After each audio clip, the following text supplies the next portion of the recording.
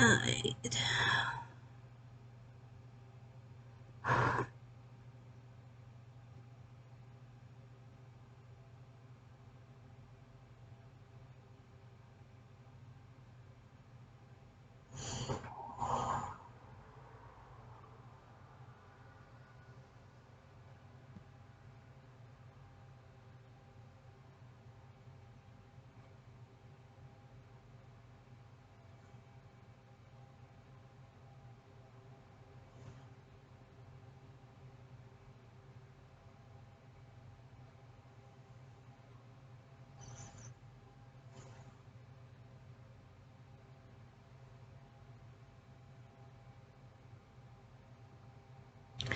I still manipulative boyfriend with who made this girlfriend kill her whole family.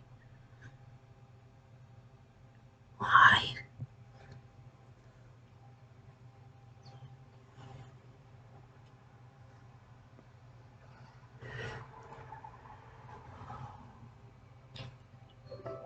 Off the bat, I love the new packaging. My favorite part, which is a tricky thing to get right, especially when the kids they want to help have already been through hell. But in this extreme case from Detroit, Michigan, an otherwise bright and happy teenager totally flipped out and tried to do something awful to her adopted family. Even more incredibly, the people who adopted her are still totally on her side. Roxana Sikorsky and her little brother and sister were adopted from a Polish orphanage when she was barely kindergarten age. They had a really rough time there. Happily, they were brought to America by Maureen and Jeffrey Sikorsky. And to all appearances, they had begun to adopt really well. By 2014, Roxana had just reached her mid-teens. She was turned out to be an excellent student. She was outgoing and had plenty of friends at school and seemed to enjoy her adopted family life. So she should have been looking forward to what she was going to do after graduating, right? But in July 2014, she met a guy on Facebook. A guy who honestly sounds like the poster boy for terrible influences. This guy's name was Michael Rivera. He claimed to understand what she was going through because despite her apparently happy home, she was still carrying a lot of trauma from her time living at the orphanage. She still suffered from nightmares, loneliness, and could even get aggressive. Eventually, Roxana met up with Michael at a local library. But Michael was a full-grown man in his early 20s, and it soon got intimate. Obviously, their relationship was totally inappropriate. And it wasn't very long before Roxana and Michael were stopped by the police while hanging out in his car. Neither of them was arrested for this. But it meant that her adopted parents learned all about the relationship. Maureen and Jeffrey were not happy at all and took away Roxana's phone and tried to stop Roxana from going onto Facebook and getting in touch with Michael ever again. Worried that he was manipulating their daughter, and they really weren't wrong. But first, they tried to keep him away by taking legal action. When the couple were caught together a second time and the cops still didn't arrest Michael, Roxana's mother took her straight to the police station to get her tested for violation. Her parents then filed more criminal charges against Michael. Now, you'd think that would totally be the end of it, right?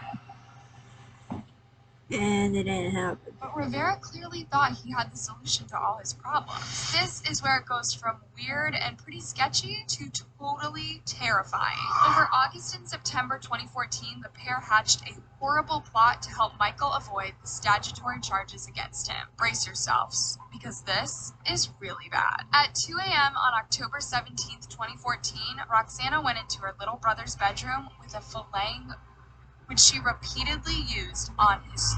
The horrible plan that Michael was pushing her to do was for her to carry on and end the lives of her entire family. The whole time she was trying to do this terrible thing.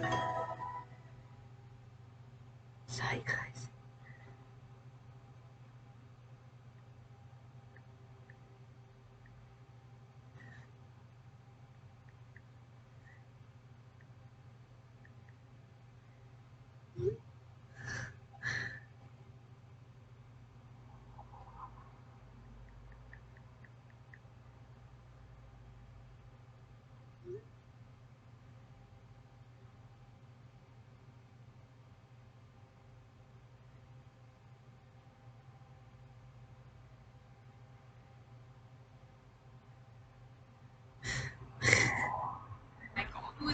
right outside the family home. He strongly encouraged her to go ahead with their plot and even cheered her on in twisted texts that used lots of emojis. In case it's not clear how messed up he was, his text said things like this.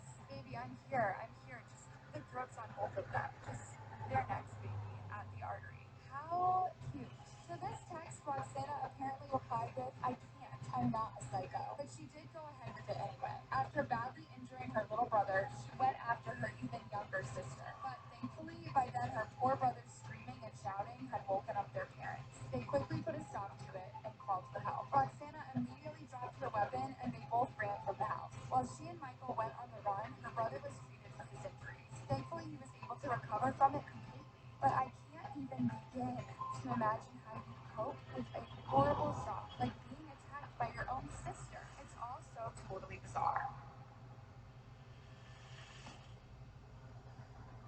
Of course, it didn't take very long for the cops to catch up with Roxana and Michael. Some news reports even compared them to Bonnie and Clyde. Like, really? I don't think this is even close to the same deal. The case eventually went to trial in 2016. Roxana's defense attorney pleaded that she Oh, had okay. I reactive remember. attachment I disorder. do This remember is a hearing rare this. but serious condition that occurs in children who have been neglected and are unable to form a healthy emotional attachment with their caregivers.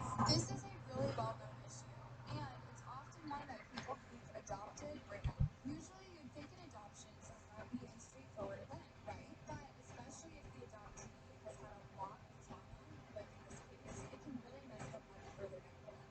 Despite that enormous factor, Wayne County prosecutor Kim Murphy was determined to charge Roxana as an adult. Now, it's still really rare to charge a minor in that way, but she felt it was worth it in Roxana's case. The alleged facts in this case strongly warrant this decision. The alleged actions her co-defendant to conspire to kill her entire family are truly haunting. I mean, yeah, what she did is totally messed up and absolutely disturbing. It's also really hard to imagine anyone could be persuaded to end the life of their own little brother, no matter how annoying he can be. But don't forget, Roxana was really young here and very emotionally vulnerable because whatever she was put through at that orphanage must have been beyond horrible. And like any typical predator, Michael Rivera got a hold of her and influenced her to be even worse. Because I get the impression her life was mostly going just fine until he got involved. How many subscriptions are you paying for? Truebill, find sneaky or forgotten subscriptions. After all this, what's even more incredible is that her adopted parents have totally stayed on her side. Now, the little brother and sister are being kept well away from any of this, but their mom, Maureen, said this about Roxana. She's in desperate need of continued psychological help. She is still fragile, and an adult prison would shatter her delicately. How will sentencing her as an adult help her? Is this justice? And her dad stood up for her too. I'm still confused how a 15-year-old who couldn't buy a beer, buy a gun, or buy a car is an adult. Well, despite the protests and a petition to treat her as a juvenile, Roxana still ended up being tried as an adult. The charges included assault with intent to murder and conspiracy to commit homicide as well. Nobody could have more reason to be treated as a juvenile than this autistic girl who's truly juvenile in age and in mental capacity. Instead of going through a lengthy trial, Roxana took a plea deal that dropped most of the charges, except for the count of assaulting her brother. In the closing statements of her hearing, she even kind of apologized for not being a better daughter. I would like to apologize to you for not being the daughter they wish I would be, and I promise I will be better no matter what happens. But because they were trying her as an adult, she got handed a very heavy sentence. Now she's not going to get out of prison for at least another 20 years. Her mom, Maureen, is also really upset that she'll never get to do all the normal teenager things. She said she'll miss the high school prom, her graduation, her friends and family. Whatever you think about the horrible thing Roxana did, I guess that's really sad to consider. Basically, she's totally ruined her life.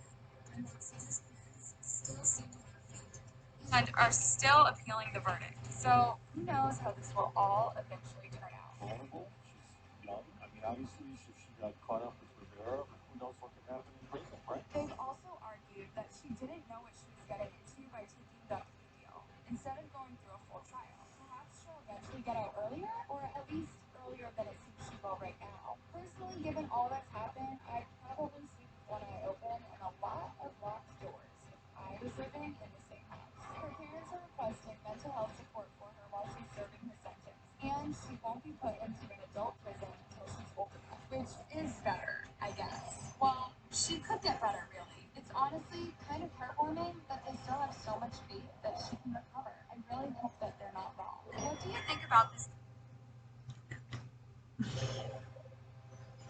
Alright guys, I will see you my fifth one, so I see you then.